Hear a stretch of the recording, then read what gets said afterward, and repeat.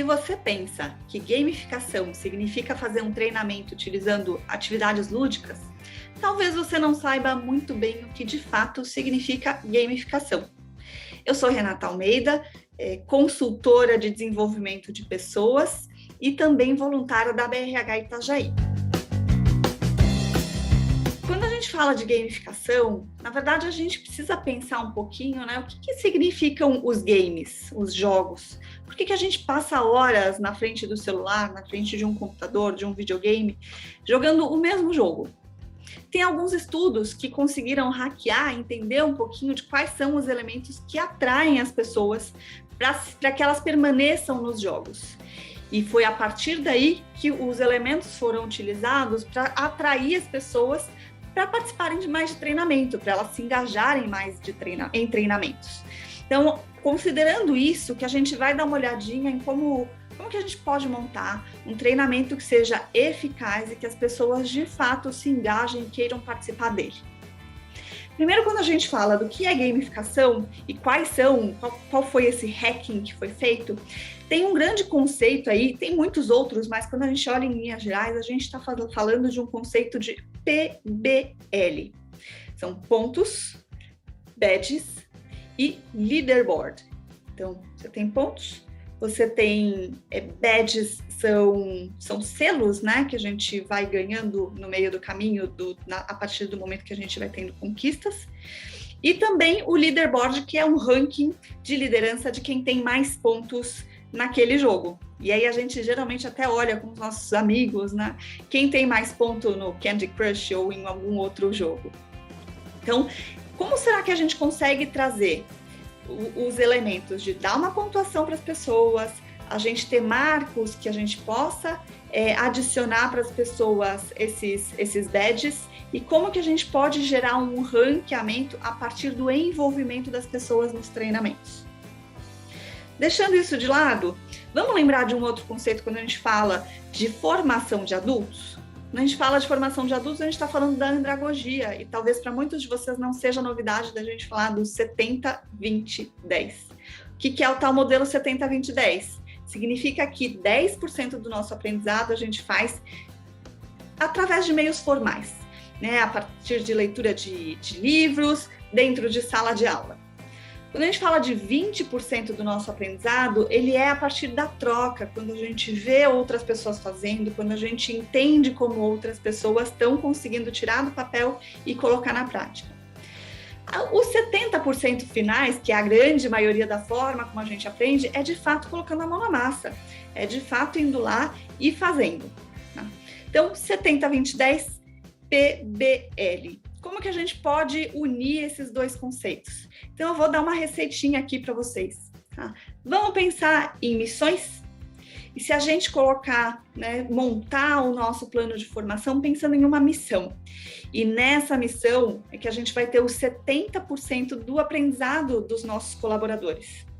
Então, começa lá pensando em o que você precisa que as pessoas aprendam. Quais competências você precisa que as pessoas desenvolvam?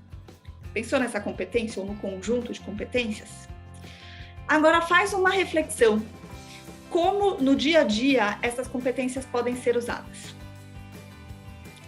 Entendendo no dia a dia como as competências são usadas, a gente já começa a ver o formato dessa missão. Depois disso, você pensa em como que você pode, né, que subsídios em formação você pode dar para as suas pessoas para que elas desenvolvam aquelas competências. Então, missão, né, competências a serem desenvolvidas, missão e sala de aula. O que a gente pode dar de conteúdo para que as pessoas aprendam? Temos o conteúdo já desenvolvido? Vamos pensar em como é que a gente coloca o elemento dos 20%. E se a gente criar fóruns de troca ao longo do período em que a gente está realizando essa formação? Então, é aí que a gente cria um ambiente em que as pessoas possam trocar e compartilhar as experiências delas. Então, você pode montar aí um grupo de troca, um plano de mentoria, se não for com os participantes daquele desenvolvimento, né, daquele grupo de formação, que seja com participantes, com colaboradores que têm mais experiência para irem acompanhando essa jornada. Pensa um pouquinho em qual é a janela de tempo em que você precisa que essa competência seja formada nos teus colaboradores e pronto. Dá uma olhada nisso como uma linha do tempo. Pensa em qual é a janela de formação, né, a janela de execução da missão e quanto tempo antes ou durante você precisa dar o treinamento e como você pode ir pontuando a execução dessa missão com os 20% que são as trocas e as mentorias. Está pronto o seu plano de formação. Agora que você já viu esse passo a passo, eu vou ilustrar aí com um projeto que eu já vi. A gente tinha um grupo de pessoas que teria a tarefa de dar um feedback de recusa para algumas empresas, algumas startups candidatas em um hackathon. Tarefa difícil essa, né? Dar uma notícia impopular. Então, o que a gente pensou? A gente tinha a missão de dar o feedback de recusa, né? Uma notícia impopular. Que ferramentas essas pessoas precisavam desenvolver? O que elas iam precisar aprender dentro de sala de aula? Como dar feedback e como ler o roteiro de avaliação, que foi aquele frame de avaliação, que foi o grande guia para aprovação ou não dos projetos. Então, eles precisavam ter essa condição de entender esse material e traduzir isso nos feedbacks que eles dariam. Então, 70% é a realização dos feedbacks. Os 10% workshop, foram 2 workshops que a gente deu para essa turma antes da realização dessa missão. Eles tinham uma janela de 2 semanas para fazer os feedbacks. E aí, nessa janela, a gente fez 2 encontros com todos os participantes, em que eles puderam trazer como é que estava sendo a experiência deles. E aí, um sugeria para o outro o que eles tinham feito de certo e não tão certo, que podia ser feito diferente para que da próxima vez fosse melhor.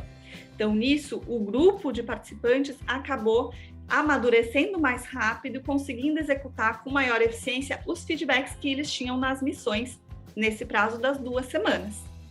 Então, veja, em um exemplo rápido, a gente conseguiu trazer os 3 elementos da andragogia, os 70, 20, 10, mas eu ainda não contei para vocês como é que a gente colocou a pontuação da gamificação, certo? Essa receita eu deixei para o final. Como é que você pode fazer o cálculo da tua gamificação? Você pode calcular cada atividade com um peso. Então, por exemplo, a realização de mentorias, né, a participação deles nos grupos de troca pode valer 10 pontos, a participação nos treinamentos pode valer 20 pontos e a entrega da missão, a conclusão da missão pode valer 50 pontos. Você precisa fazer algumas contas para garantir que você tenha um bom nivelamento e que você tenha os pesos corretos para cada um dos 3 tipos de ação. Depois de fazer essa conta, você também precisa pensar em marcos que esse programa vai ter, né? Então, a gente pode ter o marco de fiz meu primeiro grupo de troca, fiz metade do caminho dos grupos de troca, concluí, participei de todos os grupos, não faltei em nenhum. Você pode ter o badge de conclusão da missão, né? E conforme você vai caminhando nesse plano de formação, você pode ir apresentando para o time como é que está esse ranking, como é que está o leaderboard, quem são as pessoas que estão mais assíduas em todas as ações que você está oferecendo. Tá aí a receita para vocês fazerem um plano de formação usando os conceitos de gamificação. Eu sou Renata Almeida e agradeço vocês terem assistido esse vídeo até aqui. Agradeço também a BRH Itajaí, que está promovendo essa ação do Talks, para trazer conteúdo para vocês. Continuem acompanhando e podem me procurar também pelos meus meios de contato, no site renata-almeida.com ou por e-mail contato@renata-almeida.com. Até mais!